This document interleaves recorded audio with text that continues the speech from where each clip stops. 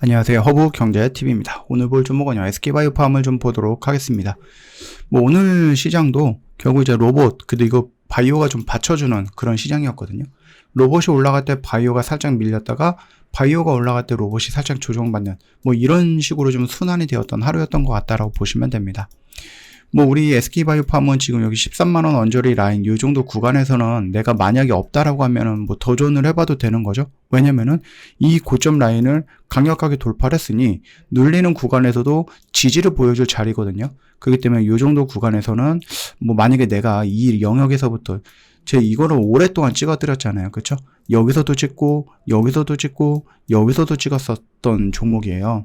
그래서 이 구간에서부터 갖고 오시는 분들은 지금 수익을 담보로 해서 극대화 시켜보면 될 것 같고, 내가 만약에 없다 하시는 분들은, 내가 아니면 여기서 일부 정리를 했다 하시는 분들은 조금 더 눌리는 구간을 좀 단기적인 관점으로 한번 접근을 해봐도 되겠죠.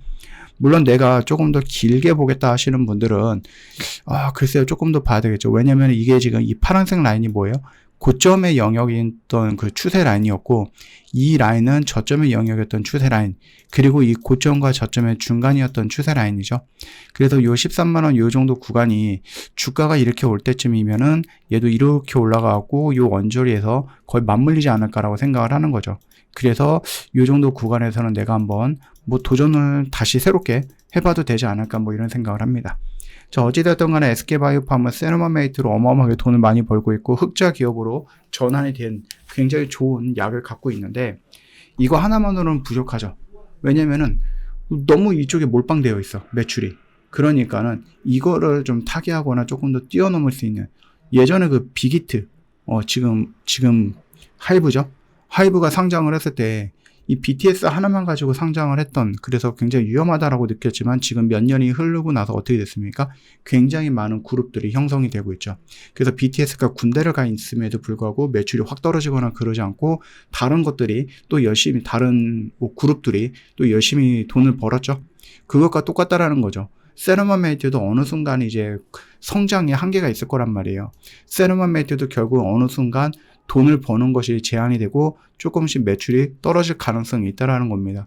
그러면 이걸 대신해서 다시 이렇게 끌어올릴 수 있는 것들, 그거를 우리가 방사선 의약품에서 찾는다, SK바이오팜이 그렇게 말씀을 드렸어요. 방사선 의약품은요, 암세포만 정밀 타격해하고 부작용이 기존 항암제 대비해서 극적으로 적어지는 부분이에요. 특히 이제 전이암 환자에게도 높은 효율을 보여주고 있거든요. 그래서 차세대 표적 치료제 시장의 핵심의 축으로 부상이 되고 있는데, 우리가 흔히 그 ADC라고 아시죠? 그 ADC도 마찬가지예요. 이것과 저거를 합쳐가지고 요것만 패자라고 하는 것이 ADC인데, 그거를 뛰어넘거나 더 좋아질 수 있는, 또는 ADC가 가지지 못하는 영역을 이 방사선 의약품이 좀 할 수 있지 않을까, 이렇게 생각을 하고 있습니다. 그래서 일반 항암제, 그 다음에 ADC는 화학물질 내성이 좀 취약하긴 하지만, 이 방사선 의약품은 물리적 에너지로 DNA를 절단하거든요. 내성이 무력화된다는 얘기입니다. 그렇기 때문에 난치암 시장에서 경쟁력이 굉장히 강할 거다라는 거고, 최근에 좀 보여줬었던 어떤 기업의 이 방사선 의약품 치료제를 딱 풀어놓으니까 1년 만에 1조 이상의 매출을 달성할 정도로 굉장히 좀 파급력이 대단하다라고 보셔도 되는 거예요. 진단과 치료가 동시에 가능하고 성공률도 급증할 수 있다는 겁니다. 그렇기 때문에 진단 치료가 결합된 차세대 정밀 의료 테크로 평가를 받는 것이 바로 방사선 의약품이에요. 그래서 ADC 시장과 이 방사선 의약품의 융합 치료를 놓고 보면은 아마도 암을 100%까지 정복할 수는 없겠지만은, 지금 예를 들어서 우리가 암을 한 50% 정복을 했다 라고 하면은, 이 방사선 의약품과 ADC 플랫폼의 의약품을 합쳐서 병용을 한다라고 하면은 이 50% 확률은 70%까지 올라가지 않을까라는 기대감을 갖게 하는 부분이다. 다만 이거는 일단은 식약청이라든지 아니면은 그 원안위 이중 규제가 있습니다. 말 그대로 얘네들 방사선이잖아요.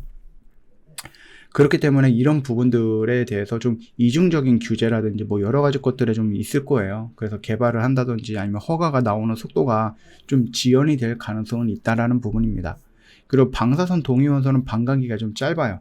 그래서 생산, 운송, 투입까지 초단기 체계가 좀 필요한 부분이에요. 그러다 보니까 이거를 만들 수 있는 또는 생산하고 운송하고 투입하는 이 모든 과정을 좀 다 만들어놔야 되기 때문에 어떻게 보면 시간이 조금 더 필요할 수 있는 부분이에요. 그냥 나 혼자 약을 잘 만들어서 판다, 그게 아니에요. 말 그대로 운송하고 그 다음에 이제 환자한테 투여하는 이 부분까지도 짧은 시간 안에 쫙 이루어져야 되는 부분이기 때문에 이 모든 밸류 체인을 좀 만들어놔야 된다라고 보시면 됩니다. 근데 뭐 SK바이오팜 같은 경우는 세노마메이트를 만들어서 판매까지 하는 거 이미 다 산을 깔아놨기 때문에 뭐 기대해 볼 만하죠. 그렇기 때문에 뭐 여러 가지 것들에 좀 부담감이 있습니다. 특히 뭐 폐기물이라든지 또 이게 또 방사능이다 보니까 방사성 폐기물 이런 것들 안정성 이런 것들에 대한 부분도 있고 우리 흔히 뭐 방사능 하면은 좀 막연한 공포 이런 것들이 있을 거 아니에요. 그렇기 때문에 환자들도 마찬가지고 의사 선생님들도 마찬가지고 요 단어에 대해서 약간의 조금 뭐라 그럴까 좀 불안한 감이 없지 않아 있을 것 같은데 암으로 조금 굉장히 어려운 분들한테는 오히려 이게 되게 희망적이다라고 저는 생각을 하거든요.